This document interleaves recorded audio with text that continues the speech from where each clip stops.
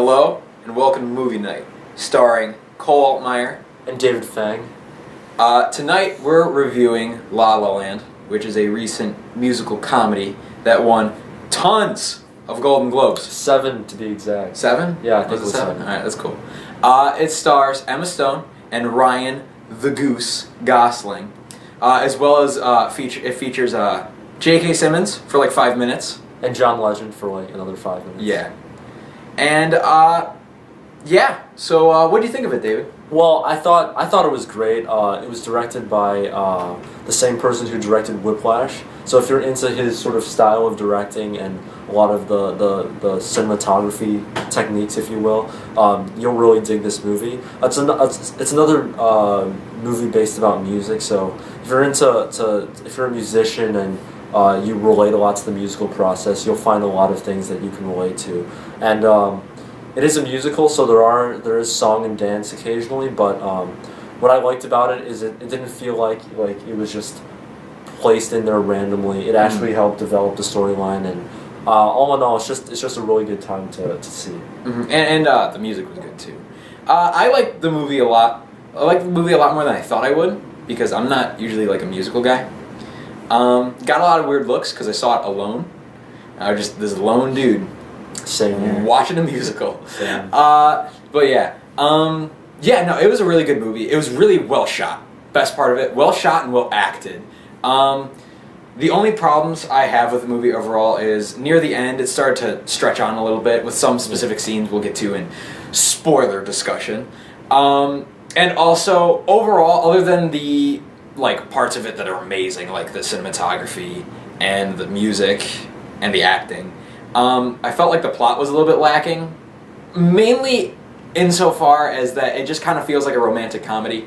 Like it's got your basic romantic comedy. It's like boy meets girl. They get into an argument about something stupid. Yeah, it's quite cliche. You see everything coming for the most part. It's pretty predictable, but that honestly is a nitpick compared to like all the things the movie does well. In the grand scheme of things. So. Yeah. So now we're entering the spoiler zone. There are spoilers everywhere in the spoiler zone. We got a comment on the last video about how our review was spoilerific. We said that there were going to be spoilers. If you actually listen to us, we told you. But so now we got to make it super obvious. So I'm going to put a block of giant white text, spoiler zone. That's where we're entering it. Got it? Got it? Got it? Got it? Got it? Got it? All right. All right. So, mainly, okay, first, I want to address that I really like this movie. This movie's super solid. But, like, and honestly, most of my critiques of the movie, because I feel like I'm going to sound like I'm being harsher on the movie here than I actually am.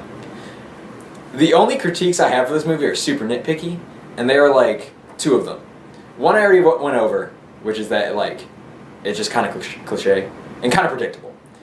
But my other one has to do with the end. Basically, at the end, you know, you have your whole arc where, do they love each other? Do they not? And Emma Stone's with some other dude. Some, like, I don't know, what is he supposed to be? He's like a corporate... He's like some corporate business. Like, yeah, like, because she finally becomes an actress. Some drone. And, so yeah, she's with him. They're married. They have a kid. And they go to this club in LA after a couple years. And Ryan Gosling always wanted to open a jazz club. That was his dream. And the whole movie's got a theme of following your dreams, which we'll get to. But, so yeah, they see him there, and it's his club. And it's like, oh my god. And so Ryan Gosling sits down to play a song that's like, it's like their love song. It's like their theme of love or whatever. It's throughout the entire movie. Yeah, it's a motif throughout the entire movie. And during this, like sequence, we get to peer into the goose's mind, seeing like how things should have been, like all the mistakes he made rectified, like because he really loved this girl, he really loved Emma Stone, but like they showed basically the entire movie just again, just abridged, but like almost like literally every major event just like but done right, but it lasts for so long. Lasts for so long. While I was watching it, I thought what had happened was they like went back in time, and Ryan Gosling actually like ended up with Emma Stone in the end. Yeah. But there was some weird. It lasts for there's like, but within it, I mean, there is like a lot of brilliant stuff. It's still again very well shot. The movie is absolutely beautiful. Yeah. Throughout. But there is a bit of a disconnect from the point where they're at the jazz club, and then there's this whole sequence, and then when they cut back to the like I just kept on. I was like, I get it. Yeah. And then it kind of like because like the movie almost ends right after that, so it's like after that it's kind of like, oh, you had me, but then you kind of lost me because that was just a little much. Yeah. It was just a little bit much. Just thought of another nitpick. This isn't that much of a nitpick, but I feel like there weren't enough songs. Yeah. Like there is when they have their whole argument. Maybe this is the point, but there isn't a whole lot of like singing. You know, like there's a like long sequence when they aren't together, where it's like basically just a drama. And it was a good drama, but like when Emma Stone began to sing again, like just break out in song, I was like taken aback because like the movie had gone like a good half an hour without a musical piece, right? And being really like dark and like sad. It was like a long time, yeah. And there's like and that part of the movie just like kind of drags on, and then it gets good again. Like I like the whole ending sequence where she's with the new guy. Just that one little part with the goose. That's a little much for me. But really, those are the only two bad parts of the movie. The first, like, 3/4 are just so good. Like, I was like struggling to find, like, problems with it. Yeah. Just because, like, I mean, it's not my kind of movie. And, like, it's not, like, a movie I'd watch, like, an infinite amount of times. But, like, when I was watching, I was like, this is so sweet. This is so, like, well shot. I love all the characters. Both the leads do a super good job. The way they interact with each other is just amazing. Yeah. There was one scene where Ryan's character takes Emma's character to a jazz club, and Ryan is giving this really heartfelt lecture about like why jazz is not I really like that appreciated, scene. Yeah. why, and you know there's jazz people in the back, there's people playing in the background, and like I mean I'm not sure if Ryan Gosling is like really interested in jazz in real life, but if you just looked at that conversation just like out of context, you would think that Ryan Gosling is like the greatest jazz mind in the world. Like they just put so much effort into like making like all their like interests seem real. Like you can tell that Emma Stone's character really wants to be an actor. You can tell that Ryan Gosling's character really wants to be like you get a lot of scenes of like Emma Stone going to auditions, and like they always turn her down, and like that is the most heartbreaking part of the movie. Yeah, because like she's not, even in the movie, like her character is not a bad actress. No. Yeah, it's like, oh crap. Yeah, you feel really bad. Because you legitimately like these two people, and you want them to end up together, and they don't. Yeah, which is sad. I was rooting for them. Yeah. And then also, whenever she walks into an audition, it's like it makes it even worse because all the auditioners that are on their phones. There's like people interrupting her, and like she has like a one-woman show at one point. Like she's like, because she wants to be like a playwright, and as well, and so she has like her whole one-woman show, and like 5 people show up. And I'm just like, that sucks. Especially because at that point in the movie, like, there's a whole subplot with Ryan Gosling, like, joining this, like, jazz band. Yeah, with John Legend. Like, not, Yeah, it's like pop jazz. But it's, like, not really what he wants. Yeah, exactly. He has an emphasis in the entire movie. But he's, like, super, like, successful. And, like, he's getting, like, these wacky photo shoots and stuff. And then you just see Emma Stone just struggling. Which, big spoiler, is what their eventual... like conflict is about. Like, is this really what you want to be doing? Playing in basically like what's essentially like the watered down version of what you love. Yeah. Even though, honestly, like as a music guy, like I didn't particularly like like what they were playing. Yeah. But like when it was very go lucky. Like, really, like. But when John Legend was talking, I don't. Keith, his character's name's Keith. Keith. Yeah. When it's Emma Stone is Mia, Ryan Gosling is Sebastian.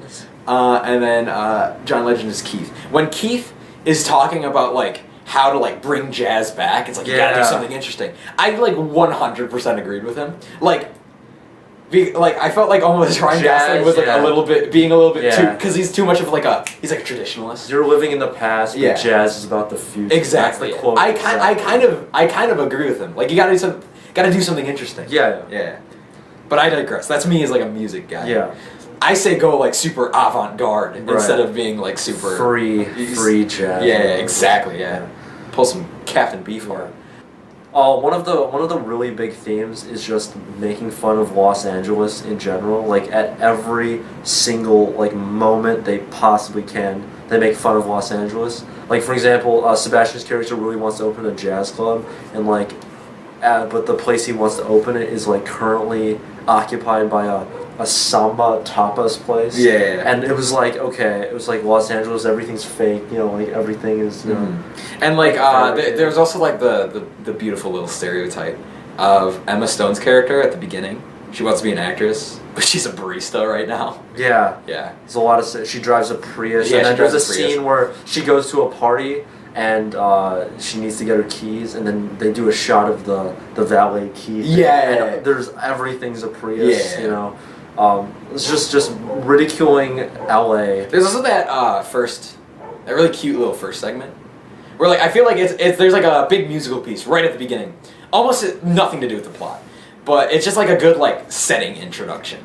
It's just like a very like sunshiny, go lucky, happy, just big musical, just like arrangement of like a bunch of people getting out in their cars during like one of those classic LA traffic jams, and they're just having a good time. They're dancing on top of their cars. It's really, honestly, that's probably like the most like well shot part of the movie, in my opinion. Like I was like, that got me. Like right away, I was like, I'm in. Even though it doesn't really have anything to do in the scheme of things, I think like it comes back at the end, like the whole song, if I'm not mistaken. Like it might. Because in the little montage. Yeah, the little montage that's not that great, but but it was really good at the beginning.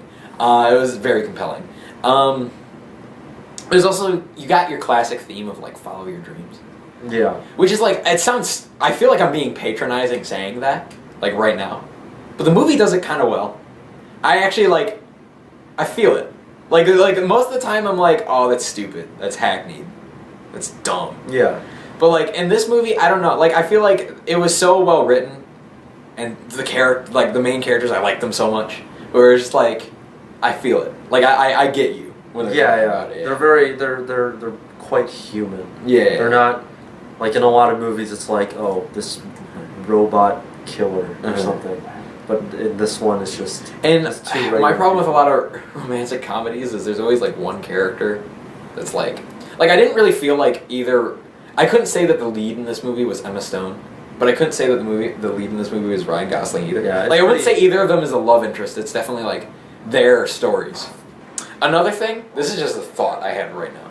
I feel like there's a theme with like the Golden Globes and like the Oscars. Right. They really tend to like movies that are like about show business. Like Birdman. Like I like when you want to make like an Oscar bait movie or like a Golden Globe bait movie, if any of you aspiring directors or producers or actors out there, Go make a movie about like planes. Yeah. I mean, even like Hollywood. Yeah, even like Whiplash. Like, it's still about like music business, entertainment. Mm-hmm. No, those are critical darlings. Yeah, that is the easiest way to win an Oscar. Do you think it deserved the 7 Golden Globes? I think it's good. 7. I mean, it was good. Make a little room here. So speaking of award season, David, what was your favorite movie of the year? Favorite movie of the year. Did you have an answer going into it? No, I didn't. I didn't have an answer going into this. Because I do. I'm dead set. What is it? I want to start with like a preface. Okay. If you've never heard of this movie, don't watch the trailer.